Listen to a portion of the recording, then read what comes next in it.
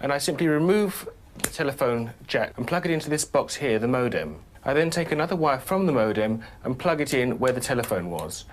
I can then switch on the modem. It's now telling me to phone up the main press cell computer. So it's a very simple connection to make. Extremely simple.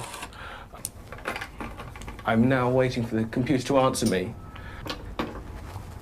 And things are starting to happen. Things are starting to happen. Why did you buy a computer?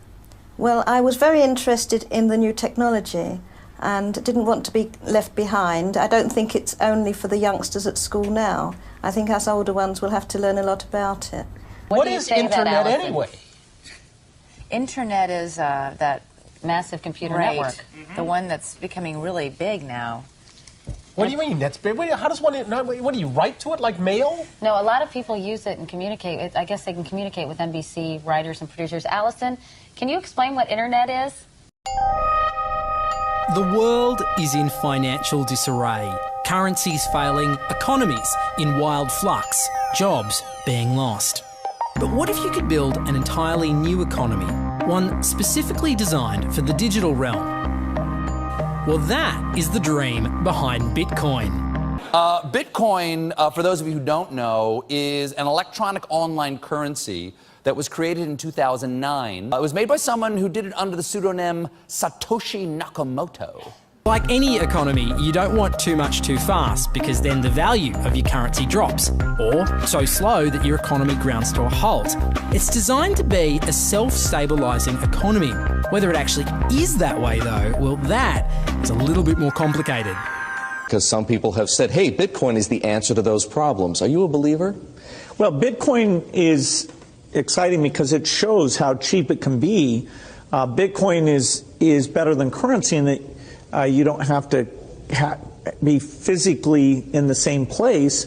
And, of course, for large transactions, currency can get pretty inconvenient. And what is Bitcoin? Bitcoin is a currency on the internet.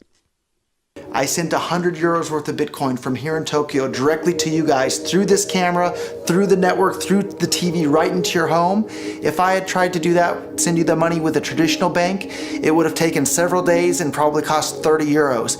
I just did it right now with Bitcoin instantly, basically for free, and didn't have to ask anybody for permission. I didn't need a bank, I didn't need a government, I didn't need anybody. I just needed myself and you and our smartphones to do it.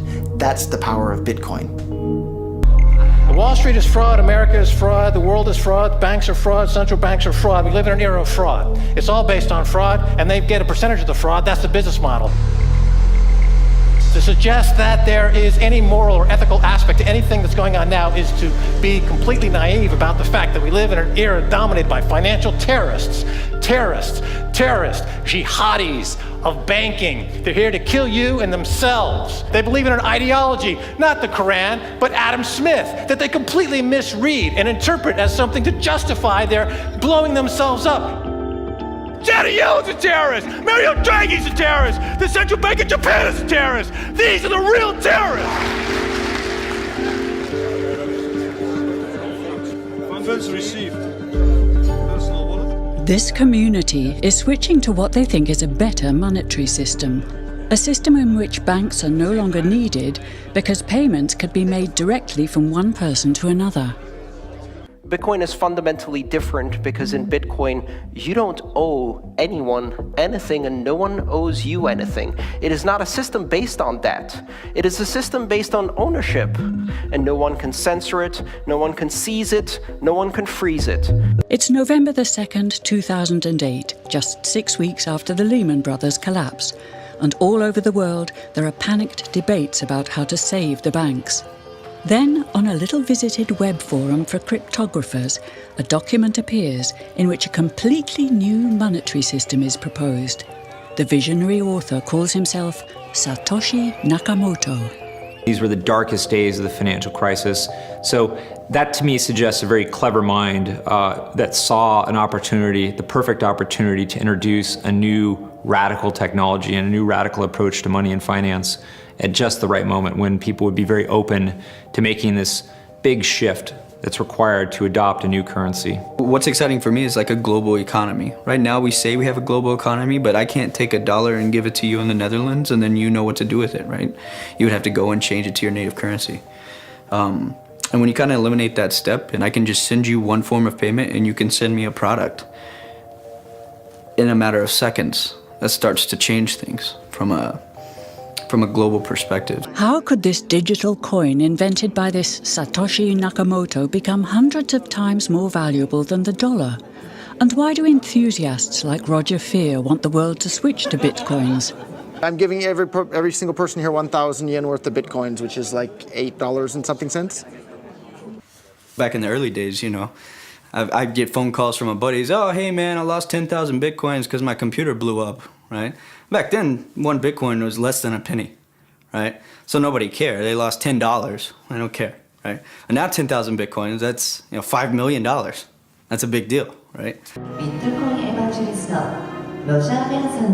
I think a lot of people are underestimating the way in which Bitcoin and the blockchain are going to change the power structures in society in general. I mean, I grew up in the US and I see all these people like, yeah, nuke everybody in the Middle East and kill them all. And then they have the former Secretary of State Madeleine Albright on 60 Minutes, one of the most popular news shows in the US. And they asked her, they said, like, there's reports that more than 500,000 Iraqi children have died as a direct result of US sanctions. And she looks back at her with a straight face and she goes, it was a really tough decision, but I think that it was worth it. Worth murdering 500,000 kids because of what the government did? And I apologize for crying, but it just disgusts me from my core when I see government people murdering people around the world. It's not just theoretical, these are real people with real lives. And it's real people, and Bitcoin has the power to undermine everything they're doing to people around the world. And I'm sorry for shouting, but it just disgusts me what these people in government do. And they do it through central banking and through the control of the money supply, and Bitcoin takes that away from them.